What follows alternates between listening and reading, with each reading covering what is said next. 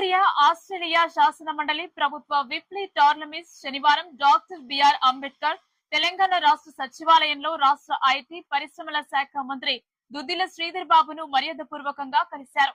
ఈ భేటీలో ప్రధానంగా తెలంగాణ విక్టోరియా మధ్య వాణిజ్య సాంకేతిక సహకారంపై చర్చించారు.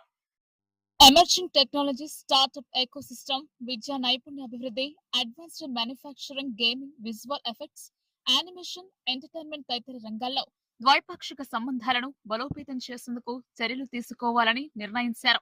ఈ సందర్భంగా తెలంగాణను గ్లోబల్ ఇన్వెస్ట్మెంట్ డెస్టినేషన్ గా తీర్చిదిద్దేందుకు రాష్ట్ర ప్రభుత్వం తరపున తీసుకుంటున్న చర్యలను మంత్రి శ్రీధర్ బాబు వివరించారు.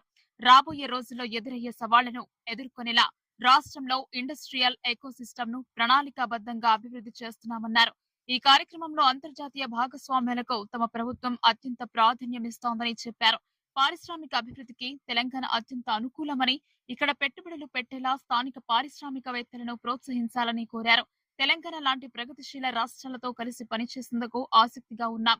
ఏ అంశాల్లో కలిసి పనిచేసేందుకు అవకాశాలున్నాయో గుర్తించి ఆ దిశగా సమగ్ర రోడ్ మ్యాప్ ను సిద్ధం చేసుకుని ముందుకెళ్తామని వీప్లీ టోర్నమెంట్స్ పేర్కొన్నారు. కార్యక్రమంలో సీఎస్ సంజయ్ జాజు పాల్గొన్నారు.